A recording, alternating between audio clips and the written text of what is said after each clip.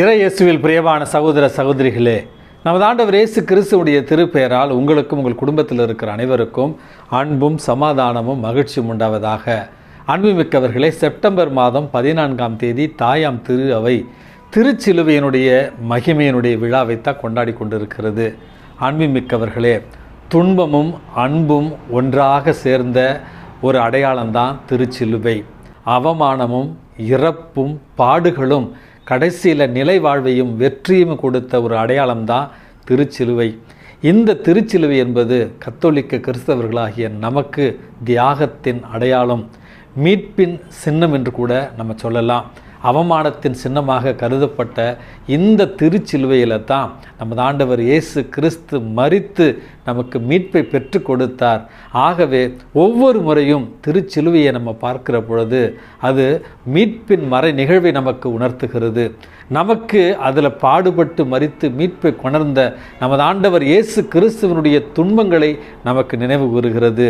இந்த சிலுவை என்பது அவமானத்தின் அடையாளம் அல்ல, ஒவ்வொரு கிறிஸ்தவனின் மீட்பின் அடையாளமாக இருக்கிறது. அன்புமிக்கவர்களே, இந்த திருச்சிலுவையினுடைய மகிமையினுடைய விழாவைத்தான் இன்றைக்கு நம்ம கொண்டாடுகிறோம். இந்த திருச்சிலுவை மகிமையினுடைய விழாவினுடைய வரலாற்று பக்கங்களை பார்க்கிற பொழுது நமது ஆண்டவர் இயேசு கிறிஸ்துவை சிலுவையில் அறைந்த அந்த எருசலேம் கொல்கதா என்கிற அந்த பகுதியில் இயேசுவினுடைய இறப்பிற்கும் உயிர்ப்புக்கும் பிறகு பல்வேறு மாற்றங்கள் நிகழ்கிறது.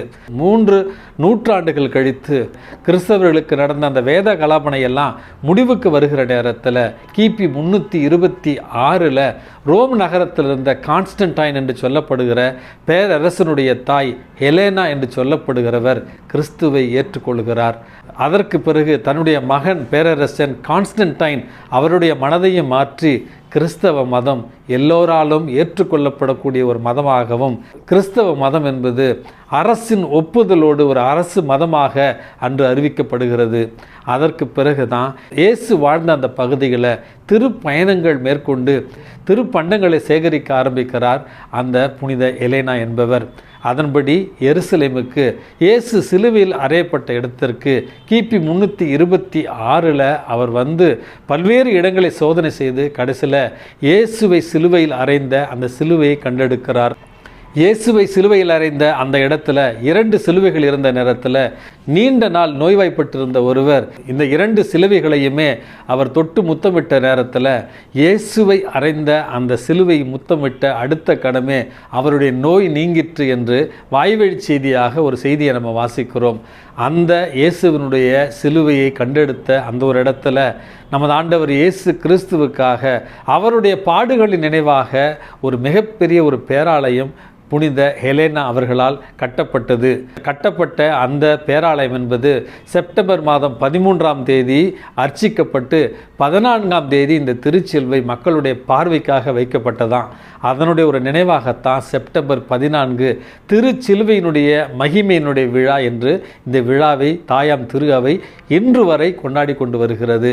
அன்புமிக்கவர்களே, அதற்கு பிறகு 7வது நூற்றாண்டில் கிபி 628 பாரசீக மன்னர்கள் இந்த திருச்சிலுவையை திருடி கொண்டு சென்றதாகவும், அதற்கு பிறகு வந்த ஒரு கிறிஸ்தவ அரசன் ஹெராக்குலஸ் என்பவன் இந்த திருச்சிலுவையை மறுபடியும் மீட்டு எருசலேமுக்கு கொண்டு வருகிற ஒரு முயற்சியில் ஈடுபட்ட பொழுது அவன் அரச உடைகளோடும் அதே நேரத்தில் அவனுடைய கிரீடத்தோடும் இந்த திருச்சிலுவையை தொட்டு தூக்க முயன்ற பொழுது 1 இன்ச்சு கூட அவனால் அசைக்க முடியாத ஒரு சூழல்ல பிறகு இயேசுவை எப்படி சிலுவையில் அறைந்தார்களோ அதே போல தன்னுடைய கிரீடத்தை எடுத்து தரையில் வைத்துவிட்டு மேலுடையை அகற்றிவிட்டு தாட்சியோடு அந்த திருச்சிலுவை தொட்டு தூக்கி அந்த அரசனே எருசலேமுக்கு கொண்டு வந்ததாகவும் ஒரு வாய்வழி செய்தி இருக்கிறது.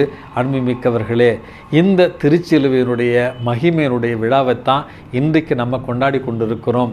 அன்புமிக்கவர்களே, இந்த திருச்சிலுவையின் மகிமையின் விழா நமக்கு சொல்லித்தருகிற பாடம் என்ன என்று நாம் சிந்திக்கிற பொழுது நமது ஆண்டவர் இயேசு கிறிஸ்து இன்றைக்கு நற்செய்தி வாசகத்தில் விண்ணகத்திலிருந்து இறங்கி வந்த மானிட மகனை தவிர வேறு எவரும் விண்ணகத்திற்கு ஏறி சென்றதில்லை என்று சொல்லிவிட்டு பாலை நிலத்தில் மோசேவால் பாம்பு உயர்த்தப்பட்டது போல மானிட மகனும் உயர்த்தப்பட வேண்டும், அப்பொழுது அவரிடம் நம்பிக்கை கொள்ளும் அனைவரும் நிலை வாழ்வு பெறுவர் அப்படி என்கிற அழகான செய்தியை இன்றைக்கு இறைவன் நமக்கு தருகிறார். பழைய ஏற்பாட்டில் மோசேவால் உயர்த்தப்பட்ட அந்த வெண்கல பாம்பை பார்த்தவர்கள் தங்கள் நோயில் நின்று விடுதலை பெற்றது போல புதிய ஏற்பாட்டில் சிலுவையில் உயர்த்தப்பட்ட நமது ஆண்டவர் இயேசு கிறிஸ்துவின் மீது நம்பிக்கை கொள்பவர்கள் நிலை வாழ்வை பெறுவார்கள் என்கிற செய்தியையும் 2வது பகுதியில் நம்ம வாசிக்கிறோம். ஆகவே அன்பிமிக்கவர்களே, நமது ஆண்டவர் இயேசு கிறிஸ்து தன்னுடைய சிலுவையை எடுத்து சுமந்து கொண்டு பாடுகள் பட்டு நமக்காக மீட்பை பெற்று தந்தாரோ, அதே போல இந்த மண்ணுலக வாழ்வில் துன்பங்களை கண்டு துவண்டு விடாமல், துன்பங்கள் வருகிற நேரத்தில் இறைவனுக்கு எதிராக முணுமுணுக்காமல், துன்பங்களை கண்டு இறைவனை சபிக்காமல், துன்பங்கள் வருகிற நேரத்தில் நமது ஆண்டவர் இயேசு கிறிஸ்து நமக்கு கூறியிருப்பது போல, என்னை பின்பற்ற விரும்புகிற எவரும் தன்னலம் துறந்து தன்னுடைய சிலுவையை சுமந்து கொண்டு என்னை பின்பற்ற வேண்டும் என்று சொல்லியிருக்கிறார். ஆகவே துன்பங்கள் வருகிற நேரத்தில் வேண்டாம் இறைவா என்று சொல்லாமல் துன்பங்களை கொடுங்கள். ஆனால் அந்த துன்பங்களை எதிர்கொள்வதற்கான மனத்திடனையும் வலிமையும் தாருங்கள். என்னோடு நீங்கள் உடனிருந்தால் எத்தகைய துன்பத்தையும் நான் எதிர்கொள்ள முடியும் என்று இறைவனிடத்தில் ஒவ்வொரு முறையும் இந்த உதவிக்காக மன்றாடுகிற பொழுது துன்பங்கள் வருகிற நேரத்தில் இறைவன் நமக்கு துணை இருப்பார்.